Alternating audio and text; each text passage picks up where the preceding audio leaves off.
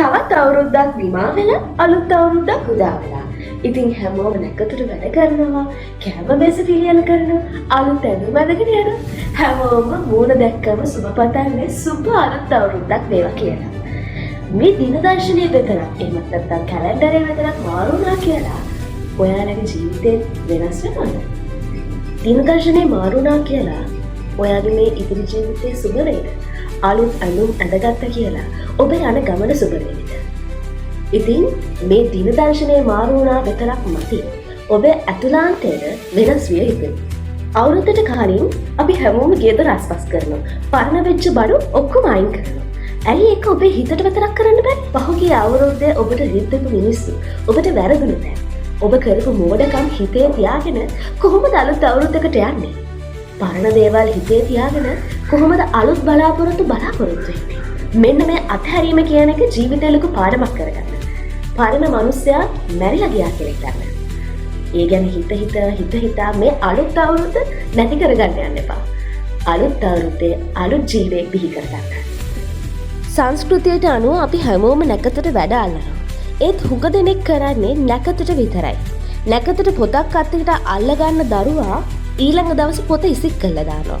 නැකතට පැලයක් හිටවන මිනිස්සයා ඊළඟ දවසේ වතුර දාන එක ගැන ටිකක්වත් හිතන්නේ නැහැ. කිසිම නැකතකට බෑ ඔබව සාර්ථක කරන්න. ඔබේ කැපවීම නැත්තම්. වාසනාව කියන්නේ සූදානම සහ අවස්ථාව එකතු වූ තැනටයි. මේ අවුරුද්දේ ඔබේ නැකත වෙන්න ඕනේ. අද දවසේ උපරිමය කරන්න යන්නයි. හැමදාම නැකතට වගේ ගෞරවයෙන් වැඩ ටික කරගන්න. එතකොට ලෝකයේ ඔබව හොයාගෙන එන දවස වැඩි ඈතක නම් නෙවෙයි. ලබන අවුරුද්දට ඔබට දින 365ක් තියෙනවා. ඒ කියන්නේ පැය වලින් ගත්තොත් එහෙම පැය 8760ක් තියෙනවා. ඉතින් ඔයාට පුළුවන් ඒ එක දවසකින් අලුත් භාෂාවක් ඉගෙන ගන්න. නැත්නම් ඔයාට පුළුවන් ඔයාගේ ශරීරය ගැන හිතන්න. ශරීරය වෙනස් කරගන්න ඕනි කියලා හිතන්න. ඩ්‍රීම් බොඩි එක ගැන හිතන්න පුළුවන්. ඒ වගේම අලුතෙන් ආදායම් මාර්ගයක් ගැන හිතන්න පුළුවන්. මේක කරගෙන යනකොට ඔයාට අවුරුද්ද මැදදී හිතේ අයියෝ මට කරන්න බෑ කියලා. ඒත් ඔයා හොඳට හිතන්න.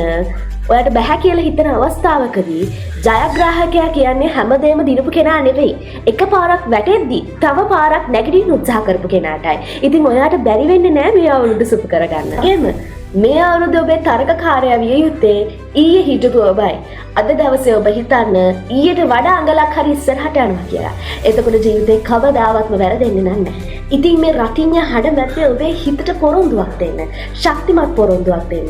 ඔබේ හින් වලට ඔබ ළඟා වෙන ඔබේ පවුල දිනවනවා කියලා. ඉතින් කවදාවත්ම ඔබට වැරදෙන්නේ නැහැ. මේ අලුත් ඇඳුම් වගේම ඔබේ ජීවිතයත් අලුත් වෙන්න කියලා මේ අලුත් අවුරුද්දේදී මම ඔයාට සුබ පතනවා. ඔයා මේ අවුරුද්ද තුළ දිනා ගන්න කැමති වෙන දේවල් කමෙන්ට් එකකින් පහළ දක්වලා යන්න. එහෙනම් සුබ අලුත් අවුරුද්දක් වේවා.